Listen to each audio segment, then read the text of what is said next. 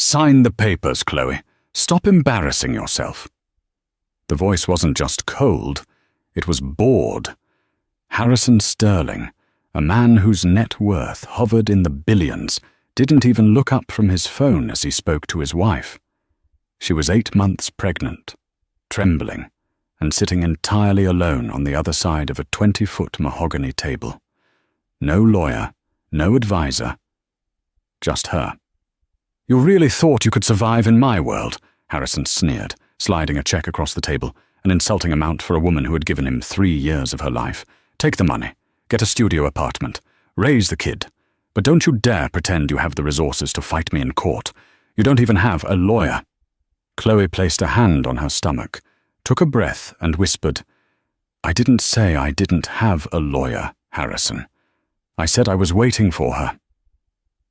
At that exact moment, the heavy double doors of the boardroom didn't just open.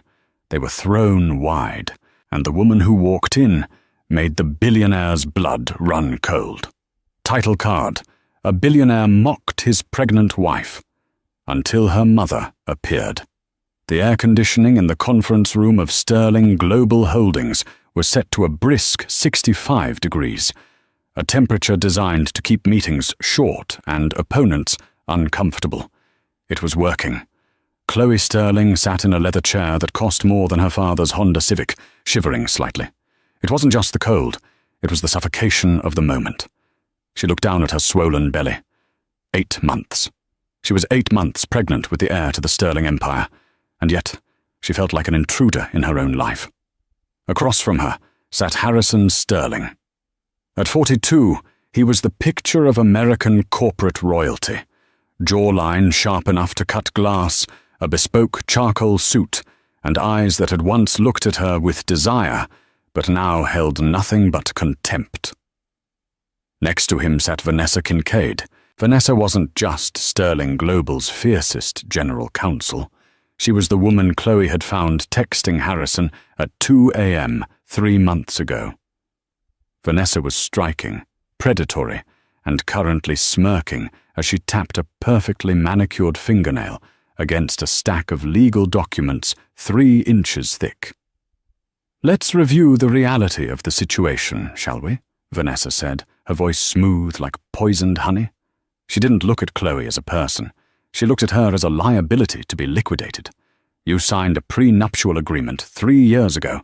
That agreement stipulated that in the event of a divorce, you would walk away with a fixed settlement of $50,000 for every year of marriage. That totals $150,000.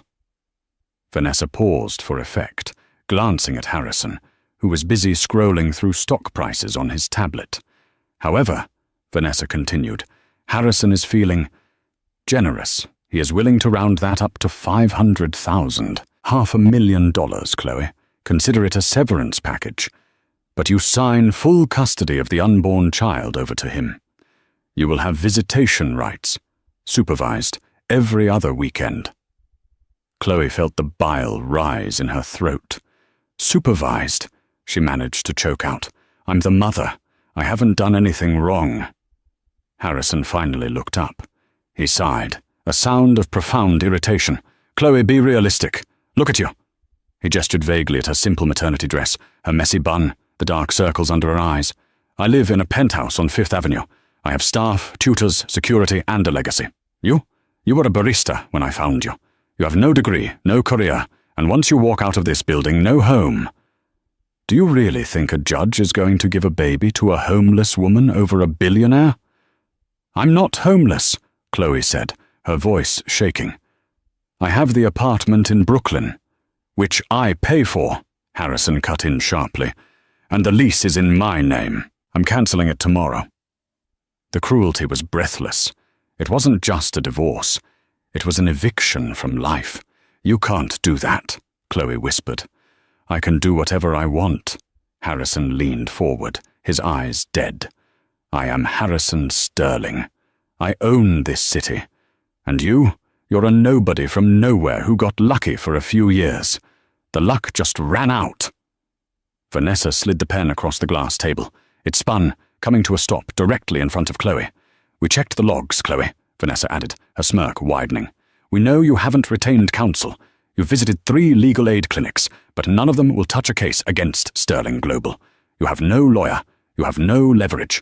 You have no choice." Chloe looked at the pen. She looked at the man she had loved, the man who had promised to protect her. She realized then that he didn't just want to leave her. He wanted to destroy her. He wanted to erase her so completely that she would never be an inconvenience to his new life with Vanessa. "You're right," Chloe said softly. Harrison smirked. Finally, a moment of clarity. "I don't have a lawyer present," Chloe corrected. She reached into her purse.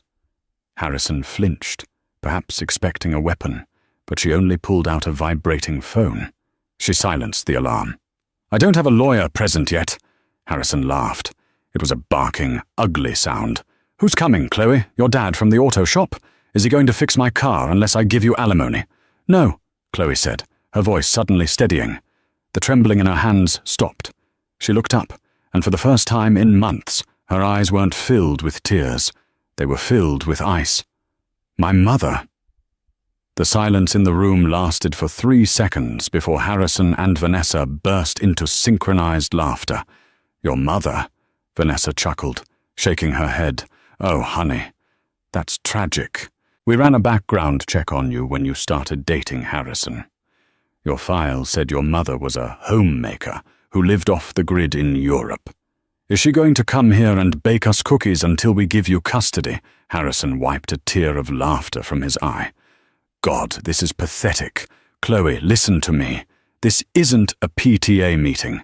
This is high-stakes litigation involving assets in the 10 figures. Unless your mother is a Supreme Court justice, she can't help you." Chloe didn't smile. She just watched the digital clock on the wall. 2:59 p.m. "She's not a justice," Chloe said calmly. "Then tell her to wait in the lobby," Harrison snapped, his patience evaporating. "I have a board meeting at 4. Sign the damn papers." "She's running a little late," Chloe said, ignoring his command. Her flight from Zurich was delayed, but she hates tardiness, so she's likely in the elevator now. "Security!" Harrison yelled at the intercom on the table. "If an old woman tries to get to the 50th floor, escort her out. Use force if necessary." Static. "Security?" Harrison pressed the button again. Nothing. Harrison frowned. "Damn cheap technology," he muttered, reaching for his cell phone to call the front desk. He dialed. It didn't ring. He looked at the bars. No service. "Vanessa, check yours," he ordered. Vanessa pulled out her phone. "SOS mode," she muttered, a frown creasing her forehead. "That's weird. The building's jammer shouldn't be on in this room." Suddenly the lights in the conference room flickered. The hum of the air conditioning died.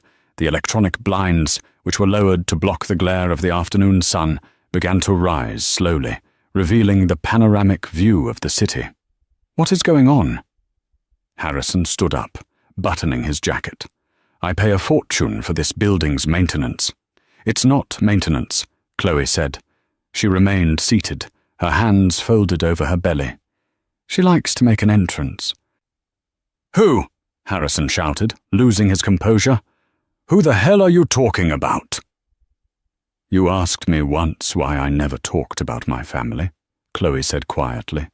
"Why I took your name so quickly. Why I was so happy to be just Chloe Bennett, the barista." "Because you were ashamed of being poor," Harrison spat. "No," Chloe looked at him with genuine pity. "Because I wanted to be loved for me, not for what my family owns. I wanted to see if a man could love me without the money." "You failed that test, Harrison." The heavy oak doors at the far end of the room rattled. The electronic lock beeped red, then green, then red again. It was being overwritten. "Security is coming up," Vanessa said, trying to sound confident but clutching her files tighter. "Whoever is hacking the system is going to prison." "I don't think so," Chloe said. The doors didn't just open. They slid apart smoothly, revealing the corridor. Standing there were not security guards. Standing there were 4 men in tactical suits, earpieces in place, forming a perimeter, and walking through them was a woman. She looked to be in her early 60s, but she moved with the vitality of a predator. She wore a white suit that cost more than Harrison's car, sharp, tailored, immaculate. Her silver hair was cut in a severe chic bob. She wore no jewelry, except for a small platinum pin on her lapel in the shape of a falcon. She didn't look like a baker. She didn't look like a homemaker. She looked like an emperor. She walked into the room, her heels clicking rhythmically on the marble floor. The temperature seemed to drop another 10 degrees. Harrison, usually the alpha in every room, felt a primal instinct to step back. He didn't know this woman, but his body knew danger when he saw it. "Who are you?" Harrison demanded, though his voice lacked its usual thunder. "You're trespassing on private property." The woman stopped 10 feet away. She took off her sunglasses slowly, revealing steel-grey eyes that matched Chloe's perfectly. She didn't look at Harrison. She looked at Vanessa. "You're sitting in my seat, dear," the woman said. Her voice was British, clipped, and terrifyingly polite. Vanessa blinked, stunned. I beg your pardon. I am the General Counsel for Sterling Global." "And I," the woman said, tossing a leather briefcase onto the table with a heavy thud, "am the reason Sterling Global still has a line of credit in Europe. Now move." Vanessa, to her credit, didn't move immediately. She was a shark, and she wasn't used to being ordered around. "I don't know who you think you are," Vanessa sneered, standing up to meet the older woman's gaze. "But unless you have a bar card and a court order, you need to leave before I have you arrested for corporate espionage." The older woman smiled. It wasn't a nice smile. It was the smile a wolf gives a lamb before dinner. "Harrison," the woman said, finally turning her gaze to the billionaire, "you really should vet your staff better." "She doesn't know." Harrison was staring at the woman's face. There was something familiar about her. Not from family photos. Chloe had never shown him any. But from the news. From magazines he kept in his safe. From the world of high finance that sat above the world of billionaires. "Chloe," Harrison said, his voice trembling slightly. "Who is this?" "I told you," Chloe said, taking a sip of water. "My mother." "My name," the woman said, stepping forward and extending a hand that Harrison was too paralyzed to shake, "is Catherine Delacroix." The silence that followed was absolute. Vanessa audibly gasped. She dropped the pen she was holding. Harrison felt his knees go weak. He slumped back into his chair. Catherine Delacroix. The name wasn't just famous. It was mythical. She was the matriarch of the Delacroix dynasty, a European banking family that had been financing wars and empires since the Napoleonic era. They didn't appear on the Forbes list because they owned the companies that owned the magazines. They were old money, ancient money. Harrison Sterling was a billionaire. Catherine Delacroix was the bank. "No," Harrison whispered, his face draining of color. "That's impossible. Chloe Bennett. Your name is Bennett." "My father's name was Bennett," Chloe explained softly. "He was a history teacher. Mum fell in love with him and left the family business for a while. She wanted a simple life. When he died, she went back to Zurich to run the firm. I stayed here. I wanted to be normal." You lied to me," Harrison stammered. The irony of him accusing her of lying while his mistress sat next to him was lost on everyone but Catherine. Catherine Delacroix walked around the table. She didn't shout. She simply stood behind Chloe's chair, placing protective hands on her daughter's shoulders. "You called my daughter a nobody," Catherine said. Her voice was low, vibrating with suppressed rage. "You told her she would be homeless. You threatened to take my grandchild away because you thought she couldn't afford a lawyer." Catherine reached into her briefcase and pulled out a single file folder. It wasn't thick like Vanessa's. It was thin, just one sheet of paper. "I didn't bring a lawyer, Harrison," Catherine said. "I brought the receipts." Vanessa tried to salvage the situation. "Mrs. Delacroix," she stammered, her arrogance replaced by terror. "While we respect your status, this is a matter of American jurisdiction. A prenuptial agreement is binding. Chloe signed it. The prenup, Catherine said, picking up the document Vanessa had been so proud of earlier. She glanced at it, ripped it in half, and dropped the pieces on the floor. That's a legal document. Nsh, Vanessa shrieked. It's a napkin, Catherine corrected. Because you seem to have forgotten who holds the debt on this building, Harrison. Harrison looked up, sweat beading on his forehead. What? Sterling Global expanded aggressively into the Asian markets last year, Catherine recited from memory. You over-leveraged. You borrowed $4 billion to acquire the tech firm in Seoul. You thought you borrowed it from a consortium of banks. Harrison nodded dumbly. The Pan-Pacific Group. A subsidiary, Catherine said coldly, of Delacroix Holdings. She leaned over the table, her face inches from Harrison's. I own your debt, Harrison, which means technically I own you, and I am calling in the loan. In full. Today. Harrison's heart stopped. You can't. That would bankrupt the company. We don't have that kind of liquidity. I know, Catherine whispered. That's the point. You wanted to leave my daughter with nothing. I'm about to show you what nothing really looks like. She turned to Vanessa. And you, Miss Kincaid, I hope your malpractice insurance is paid up, because by the time I'm done with the ethics board, you won't be qualified to walk a dog, let alone practice law. Chloe looked up at her mother. Mum, don't bankrupt him yet. We haven't even started the negotiation. Catherine smiled down at her daughter. Quite right, darling. Harrison, sit up. We have new terms. The atmosphere in the boardroom had shifted so violently, it felt as if the earth's polarity had reversed. Harrison Sterling, a man whose whisper could usually crash a stock, was slumped in his Italian leather chair, gasping for air like a fish on a dock. Vanessa Kincaid, General Counsel, was gripping the edge of the glass table so tightly her knuckles were white. She looked at the shredded remains of the pre-nuptial agreement on the floor, the document she had spent weeks drafting, and realized it was now just expensive confetti. Catherine Delacroix didn't sit. She paced slowly behind Harrison's chair, a shark circling a wounded seal. The irony is delicious, isn't it, Harrison? Catherine began, her voice low and cultured, echoing slightly in the silent room.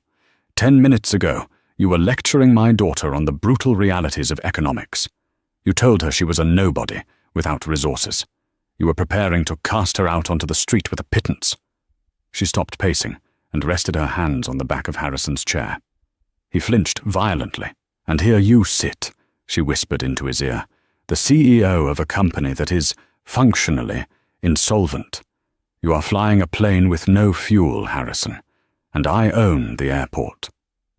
Catherine, Mrs. Delacroix, Harrison managed to choke out, trying to regain some shred of dignity. He straightened his tie with trembling fingers. Let's be reasonable.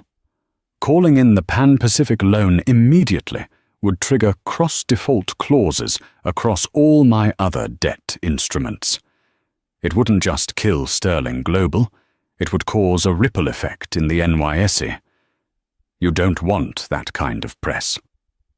Catherine laughed softly. It was a chilling sound. Do not presume to lecture me on market dynamics, boy. The Delacroix family survived the Depression, 2 world wars, and the 2008 financial crisis. Do you think I care about a slight dip in the Dow Jones if it means protecting my flesh and blood? She walked back to where Chloe sat. Chloe was silent, observing her mother with a mixture of awe and terrifying unfamiliarity. This wasn't the woman who baked lemon drizzle cakes in a quiet Zurich suburb. This was a titan. Catherine placed a hand gently on Chloe's shoulder, then looked back at Harrison with eyes of flint. Here is the reality, Harrison. I could crush you. I could snap my fingers, call the loan, and by the time the market opens tomorrow, your board will have fired you. Your stock options will be worthless, and the SEC will be launching an investigation into your liquidity disclosures. You would end up in a minimum security prison, and Vanessa here. Catherine glanced at the lawyer, who shrank back. Vanessa would be lucky to get a job paralegaling in traffic court. Vanessa opened her mouth to speak, but Catherine silenced her with a single raised finger. "However," Catherine continued, "my daughter is kind, kinder than you deserve. She doesn't want to see the father of her child destroyed, despite your best efforts to destroy her. So, we will offer you an alternative." Catherine nodded to one of her security guards by the door. He stepped forward and placed a new document onto the glass table. It was thick, bound in dark blue leather. "What is this?" Harrison asked, staring at it warily. "The new terms," Chloe said, speaking up for the first time. Her voice was stronger now, bolstered by her mother's presence. "Read it." Harrison opened the folder. Vanessa leaned in, her lawyer instincts overriding her fear for a moment. As they scanned the pages, their eyes grew wider. This is insanity," Harrison sputtered. "You want 60%? 60% of my liquid assets? And the penthouse? And the Hamptons estate?" "Read Clause 4A, Harrison," Catherine said coldly. Harrison flipped the page. He read it, and his face turned a sickly shade of grey. "Full, sole, legal and physical custody of the child awarded to Chloe Bennet," he read shakily. "Father's visitation rights to be determined solely at the mother's discretion, contingent upon negative drug testing and psychological evaluation." "You can't do that," Vanessa cut in, her voice shrill. "No judge would sign off on cutting a father out completely without cause." "Clause 4B details the cause," Catherine said. "It references the dossier I've compiled of your activities over the last 6 months, Harrison. The escorts, the cocaine use in this very office, the gambling debts disguised as consulting fees in your books. Would you like me to submit that dossier to family court as Exhibit A? Or would you like to sign the blue folder?" Harrison looked defeated. The fight had left him. He was looking at total ruin on one side and humiliation on the other. "If I sign this," Harrison whispered hoarsely, "I'll have nothing left. I'll be a nobody." Chloe leaned forward. "No, Harrison. You'll still have 40% of $1 billion. You'll be fine. You just won't be master of the universe anymore. And you won't be my husband." Harrison picked up the Mont Blanc pen, the same one he had thrown at Chloe earlier. His hand shook so violently he could barely hold it. He hovered over the signature line. "Wait," Catherine said sharply. Harrison froze. "Before you sign away your kingdom, Harrison," Catherine said, her eyes narrowing, "there is one more thing we need to discuss. Something that money cannot fix." The tension in the room, which had slightly abated as Harrison prepared to surrender, ratcheted back up to unbearable levels. Chloe looked up at her mother, confused. "Mum, what is it? If he signs, it's over. We won." Catherine looked down at her daughter, and for the first time since entering the room, her expression softened into profound sadness. "No, darling, the financial part is over. But you need to know the truth, the whole truth. Before you walk out of here and start your life over, you need to know exactly what you were married to." Catherine turned her gaze back to Harrison. He wasn't just scared now. He looked genuinely panicked. There was a sheen of sweat covering his face. "You've been very thorough in your investigation of me, Mrs. Delacroix." Harrison tried to sound dismissive, but his voice cracked. "I'm sure you found all my skeletons." "I didn't just look at your finances, Harrison," Catherine said, walking slowly around the table toward him. "I hired private investigators, forensic data specialists. I wanted to know who this man was that my daughter loved so much she was willing to hide her heritage for him." Catherine stopped directly behind Vanessa's chair, but her focus was entirely on Harrison. "Chloe told me the story of how you met. A coffee shop in Brooklyn, 4 years ago. She spilled a latte on your suit. You were charming, forgiving. You asked her out. It was a fairy tale meet-cute," Chloe nodded, a small, sad smile touching her lips. "He didn't care that I was a barista. He liked that I was real." "It was a lie, Chloe," Catherine said gently. Chloe frowned. "What?" "Harrison didn't just happen to be in that coffee shop in Brooklyn," Catherine revealed. "He lives in Manhattan. His offices are in Manhattan. He had no reason to be there at 8 a.m. on a Tuesday. Catherine pulled a small silver USB drive from her pocket and tossed it onto the table. It clattered loudly on the glass. "My team accessed your personal cloud server, Harrison. We found the file named Project Zurich." Harrison closed his eyes. It was the look of a man whose deepest, darkest secret had just been dragged into the sunlight. Chloe looked from the drive to Harrison. "Project Zurich? What is she talking about, Harrison?" "Tell her," Catherine commanded. Harrison remained silent, staring at the table. "Fine, I will," Catherine said. 5 years ago, Sterling Global was already in trouble. You had made bad bets on tech startups. You needed a massive infusion of capital, and traditional banks were cutting you off.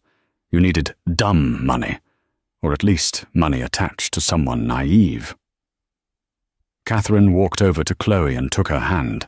He didn't fall in love with Chloe Bennett, the barista, darling. He hired a genealogical researcher to track down the estranged offspring of European wealth hidden in America. He found you. He knew exactly who you were before he ever walked into that coffee shop. He knew you were the sole heir to the Delacroix fortune. Chloe felt as if she had been punched in the stomach. The room spun. "No," she whispered, pulling her hand away from her mother, as if the truth physically hurt. "That's not true. He didn't know. I never told him. He used to make fun of me for being poor."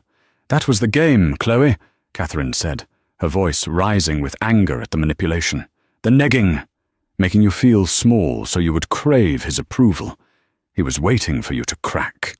He was waiting for the moment you would go to him and say, 'Honey, we're in trouble. But don't worry, my mother can bail us out.' He wanted access to the Delacroix vault through marriage." Chloe looked at Harrison. He wouldn't meet her eyes. "Is it true?" Chloe asked. Her voice was barely audible, but it carried the weight of a shattered heart.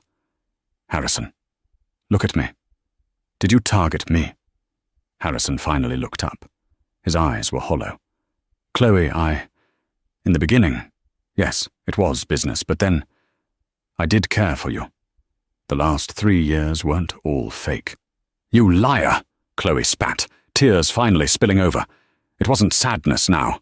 It was pure, hot rage. "You monster! You made me feel so inadequate because I wasn't part of your glittering world. You let me believe I was lucky you loved poor little me, and the whole time you were just waiting for a payday." "And when the payday didn't come," Catherine finished, "when Chloe proved too stubborn, too proud to ask me for money, you got bored. You moved on to Vanessa, and you decided to discard Chloe like trash because the investment didn't mature." The silence in the room was heavy, filled with the wreckage of Chloe's marriage. It was far worse than the infidelity. It was the realization that her entire adult life had been a con orchestrated by the man she slept beside.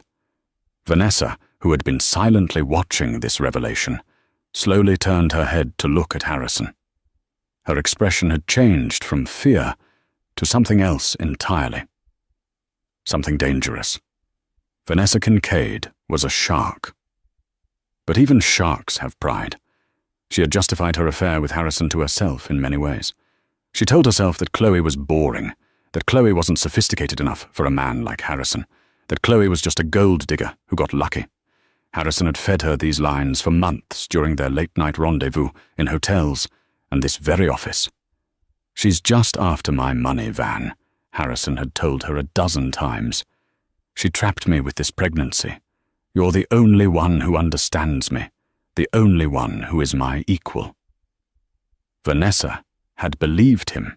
She thought they were partners in crime, the intellectual superiors taking what they deserved. But now she realized she wasn't a partner.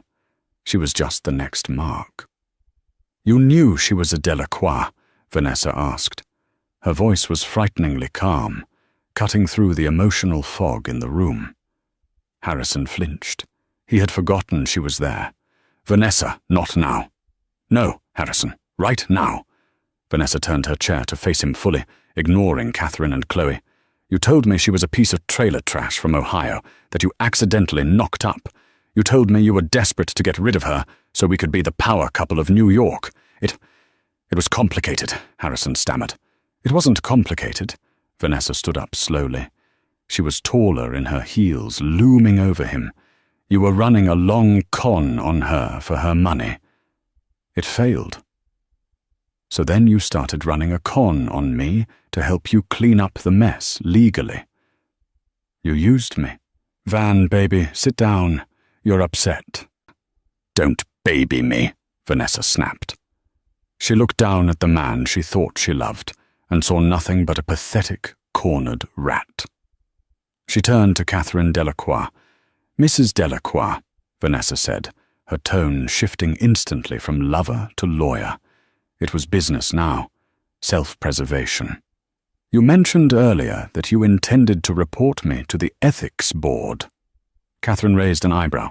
I still intend to. Colluding with a client to defraud a spouse under duress is a disbarable offence. You know that. I do, Vanessa said quietly. However, I might be persuaded to offer my full cooperation in detailing Harrison's fraudulent activities, not just against Chloe, but against his shareholders, in exchange for leniency, and perhaps a recommendation that I retain my license, albeit with a suspension. Harrison leapt out of his chair. You traitor! You bitch! After everything I bought you, everything I promised you. You promised me a partnership in a billionaire's life, Vanessa yelled back, losing her cool. But you're not a billionaire, Harrison. You're a fraud, deep in debt to her mother. You have nothing to offer me but liability. Sit down, Harrison, one of the security guards barked, stepping forward. Harrison collapsed back into his chair, defeated by the two women he had tried to manipulate. Chloe watched this spectacle, her husband and his mistress tearing each other apart over money and lies. It was disgusting. It was liberating. Chloe stood up. The movement drew everyone's attention. She wiped her tears away, and a new strength settled into her features. She wasn't the victim anymore. She was a Delacroix.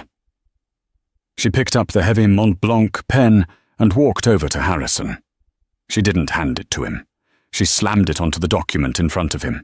Sign it, Harrison, Chloe commanded. Her voice was no longer soft. It had steel in it, inherited directly from the woman standing behind her. Sign it right now. Take your 40% and crawl back into your hole. Because if you don't, my mother won't just bankrupt you. I will make it my life's mission to ensure the world knows exactly what a small, pathetic con artist you really are. I will use my voice and my family's resources to burn your reputation to the ground. Harrison looked up at her. He didn't see the barista anymore. He saw the falcon pin on her mother's lapel, reflected in Chloe's eyes. With a trembling hand, Harrison Sterling picked up the pen and signed away his empire, his child, and his pride. Catherine Delacroix stepped forward and snatched the papers before the ink was dry. She checked the signature, nodded once, and handed the blue folder to Chloe. Done, Catherine said. She looked at Vanessa. Miss Kincaid, you have 20 minutes to clean out your desk before security escorts you from the building. You will receive a call from my legal team tomorrow regarding your cooperation agreement. Vanessa didn't argue. She grabbed her purse and bolted from the room without looking back at Harrison. Catherine put her arm around Chloe. Come along, darling. We have better places to be than this dreadful glass cage. Let's go get you a proper meal. You're eating for two, and the heir to the Delacroix legacy deserves better than whatever they serve in the cafeteria here. They walked towards the door. Just before they exited, Chloe paused and looked back over her shoulder. Harrison was sitting alone at the massive 20-foot table in the dimming afternoon light. The air conditioning had kicked back on, and he was shivering. He looked very small and very, very poor. Chloe turned away and walked out the door, leaving the billionaire in the only company he deserved, his own. The elevator ride down from the 50th floor of the Sterling Global building was the longest silence of Chloe Bennett's life. The tactical team surrounded them, a wall of black Kevlar and stone-faced professionalism. Chloe stood in the center, her hand resting on her stomach, staring at the polished steel doors. Beside her, Catherine Delacroix adjusted the strap of her handbag, her breathing perfectly even, as if she had just left a flower arrangement class rather than a corporate execution. When the doors pinged open in the lobby, the noise of the real world rushed in. The hustle of midday Manhattan, the distant wail of sirens, the mundane beep of security badges. It felt jarringly normal. They walked out to the curb, where a fleet of black SUVs waited. As the driver opened the door, Chloe stopped. The adrenaline that had sustained her in the boardroom suddenly evaporated, leaving her knees trembling. She grabbed the doorframe to keep from collapsing. "Chloe?" Catherine was there instantly, her hand gripping Chloe's elbow with surprising strength. "Breathe, darling, it's over." "You're safe." Chloe looked at her mother. For years, she had seen Catherine as a relic of a stiff, cold world she wanted to escape. She had run to New York, to coffee shops and messy apartments, seeking warmth. She realized now that she had confused warmth with friction. Harrison had been fiery, yes, but fire burns. Her mother was ice, but ice preserves. Ice protects. "He knew," Chloe whispered, the reality finally sinking in. "All these years, every birthday card, every 'I love you', every fight. It was all a calculation. He was just waiting for you to die, or for me to break." Catherine guided her into the plush leather seat of the car. "Predators have a keen sense of smell, Chloe. He smelled the money on you, even under the barista apron. But he made one fatal miscalculation." "What?" Chloe asked, wiping a fresh tear from her cheek. Catherine sat beside her as the car pulled smoothly into traffic. "He assumed that because you ran away from the family had stopped watching you. A Delacroix is never truly alone, even when she thinks she is." Chloe rested her head on her mother's shoulder, a gesture she hadn't made since she was 12. "What happens to him now, Mum?" "He signed the papers. He gets 40%. That's still hundreds of millions. He wins, doesn't he? He gets to be rich and single, and I'm just a single mum with a story." Catherine smiled, a dry, cryptic curl of her lips that signaled the final twist of the knife. She reached for the car's intercom. "Driver, take us to Teterboro Airport. The jet is fueled, and please turn on the financial news network. Volume up." Up in the 50th floor boardroom, Harrison Sterling was pouring himself a drink. His hands were shaking, but he told himself it was just the adrenaline. "Good riddance," he muttered to the empty room. He walked to the window, looking out over the city he claimed to own. He had lost the wife. He had lost the kid. But he had survived. He did the mental math quickly. Sterling Global's liquid assets are about $1.2 billion, plus the real estate portfolio. Even with the market dip, 40% of that is nearly $500 million. He took a swig of the scotch. $500 million. He could start over. He could move to Monaco. He could buy a new reputation. The door opened. It wasn't security. It was his chief financial officer, Arthur Pendleton. Arthur looked like he had seen a ghost. His tie was undone, and he was holding a tablet that was beeping incessantly with notifications. "Sir," Arthur said, his voice cracking, "we have a problem." "Not now, Arthur." Harrison waved him off, feeling a manic sort of confidence returning. "I just divorced the anchor around my neck. We need to restructure. Get the PR team on the line." "There is no PR team, sir," Arthur said. "They resigned 10 minutes ago, along with the entire compliance department." Harrison frowned, turning around. "What are you talking about?" "The loan," Arthur gasped, holding up the tablet. "The Pan-Pacific loan. The recall notice was processed at 2:48 p.m. "I know," Harrison snapped. "Catherine Delacroix is a vindictive witch. We'll fight it in court. We'll file for Chapter 11 protection to stall." "Sir, you don't understand," Arthur stepped forward. "The loan agreement. I warned you about this 3 years ago when you signed it. The personal guarantee clause." Harrison froze. The scotch turned to vinegar in his mouth. "Because the company's assets were leveraged against the Soul acquisition," Arthur explained rapidly. "The collateral for the Pan-Pacific loan wasn't just the company. It was the guarantor's personal estate. It was a cross-collateralization of all assets held by Harrison Sterling. Harrison dropped his glass. It shattered on the marble floor, shards flying everywhere. "What does that mean, Arthur?" Harrison whispered. "It means Mrs. Delacroix didn't just call the corporate debt," Arthur said, his face pale. "She triggered the lien on your personal holdings, the penthouse, the Hamptons house, your private portfolio. It's all been frozen to cover the liquidity gap." Harrison ran to the table and grabbed the blue folder, the settlement agreement he had just signed. He flipped frantically to the page detailing his payout. Clause 5C. Harrison Sterling shall retain 40% of the net liquid assets of the marital estate, defined as the total value of all assets, minus all outstanding liabilities, debts, and liens, recognized at the time of signature. The time of signature, Harrison breathed. She called the loan at 2:48 p.m. I signed this at 3:15 p.m. The debt hit the books 27 minutes before you signed, Arthur confirmed. At the moment you signed that paper, the net liquid assets of the estate were... Arthur tapped the screen and showed Harrison the number. It was in red. $420 million.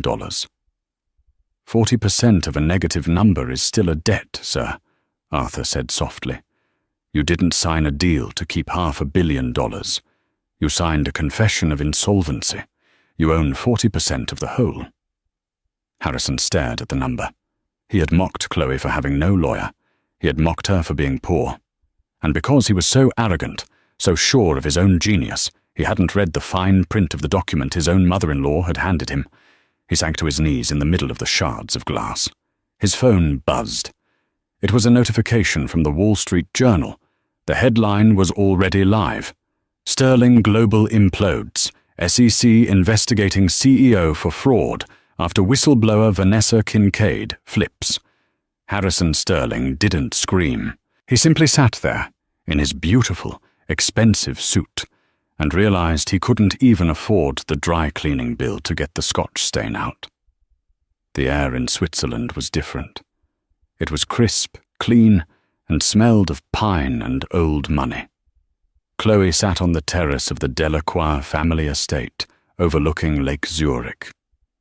The trauma of New York felt like a bad dream, fading with the morning mist.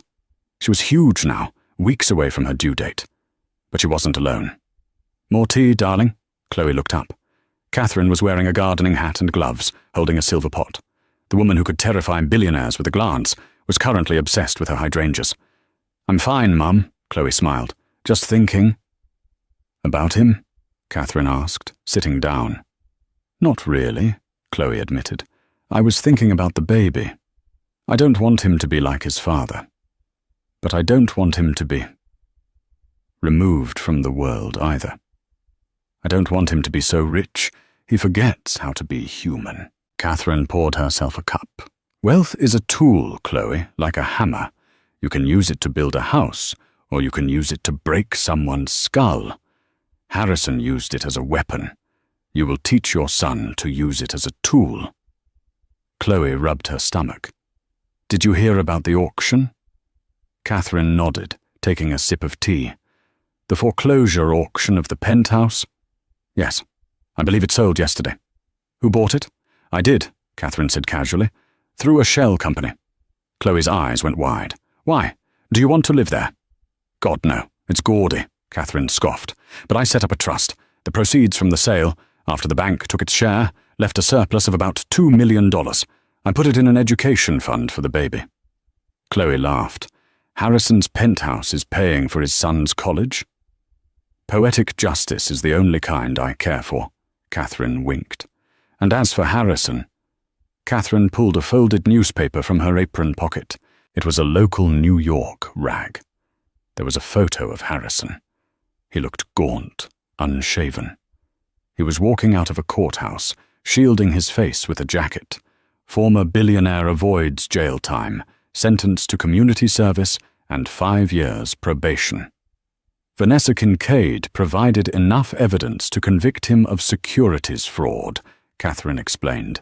but because he had cooperated by signing over his assets, thank you for that legal loophole, by the way, he avoided a heavy prison sentence. He is, however, barred from serving as an officer of a public company for life. So what is he doing? Chloe asked. Last I heard, Catherine said, buttering a scone. He's living in a studio apartment in Queens. He's working as a shift manager at a car rental agency near LaGuardia Airport. Chloe looked at the lake. He told me once that I was lucky he saved me from a life of mediocrity. He told me I'd been nothing without him. And now, Catherine said, he is renting Hondas to tourists, and you are about to inherit the world. The lesson, my dear, is that character is the only currency that doesn't devalue. The baby came 2 weeks later, on a stormy Tuesday night. It wasn't a sterile, lonely hospital room, like Chloe had feared back in New York. It was the private wing of the best clinic in Zurich, filled with fresh flowers and soft music. Catherine was there, holding her hand. When the baby cried, a strong, lusty cry that echoed off the walls, Chloe wept. "It's a boy," the doctor announced. Chloe held him. He had Harrison's dark hair, but when he opened his eyes, they were grey, steel grey, Delacroix eyes. "What will you name him?" Catherine asked, looking at her grandson with a tenderness that melted the last of her icy exterior. Chloe looked at the tiny, fragile thing in her arms. He wasn't a pawn. He wasn't an heir. He was just a boy. "Liam," Chloe whispered. "Liam Bennett." "Not Sterling?" Catherine asked. "No," Chloe said firmly. "Sterling is a fake name. Harrison changed it when he started his company. Bennett is real. It was my father's name. It's honest." Catherine smiled and kissed Chloe's forehead. "Liam Bennett. It's a strong name. New York City has a short memory. The scandal of Sterling Global had been replaced by new scandals, new influencers, new money. But for Harrison Sterling, the memory was fresh every single day. He stood behind the counter of Easy Ride Rentals, wearing a polyester blue polo shirt that was tight around the stomach. The fluorescent lights buzzed overhead. He looked 10 years older than he was. His hair was thinning, and the sharp jawline was buried under the puffiness of cheap alcohol and bad food. "Hey, buddy," a customer snapped, tapping a credit card on the counter. "I've been waiting 10 minutes. Are you going to get me the keys to the Kia or what?" "One moment, sir," Harrison muttered, typing slowly into the outdated computer. "System is slow today." He hated his life. He hated the customers. He hated the smell of stale coffee and rubber floor mats. He looked up at the TV mounted in the corner of the waiting room. It was tuned to a daytime talk show. And today we have a very special guest. She's the founder of the New Start Initiative, a foundation providing legal aid and housing to women undergoing high-conflict divorces. Please welcome Chloe Bennett. Harrison froze. On the screen, Chloe looked radiant. She was wearing a cream-colored suit, her hair cascading over her shoulders. She looked healthier, happier, and more beautiful than he had ever seen her. She was holding a toddler on her lap, a cute, dark-haired boy who was waving at the audience. "So, Chloe," the host asked, "this foundation is incredibly personal for you. What drove you to start it?"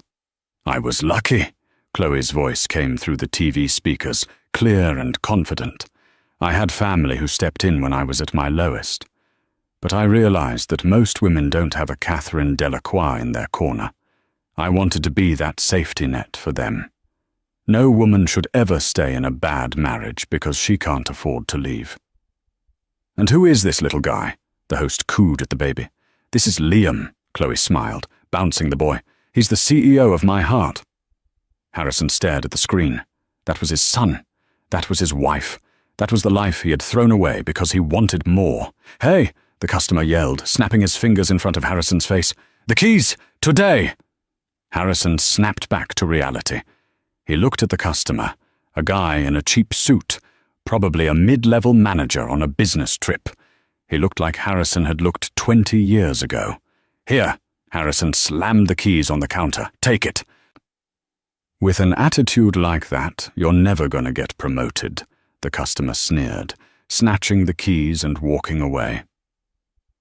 Harrison watched the TV one last time.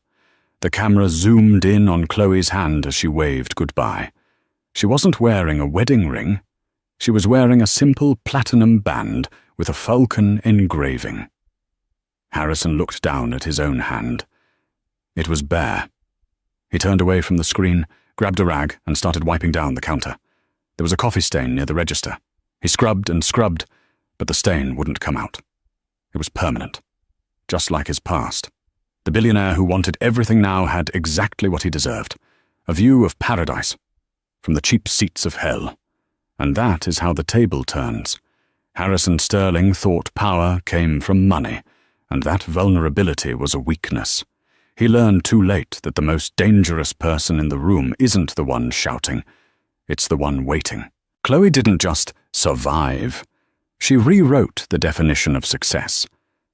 She proved that your value isn't determined by your bank account, but by the people who are willing to fight for you when you have nothing. What do you think? Did Harrison deserve a harsher punishment, or is living a mediocre life, knowing what he lost the ultimate torture? And what would you have done if you were in Chloe's shoes? Would you have let him see the child? Let me know in the comments below. If you enjoyed this story of justice served cold, please hit that like button. It really helps the channel.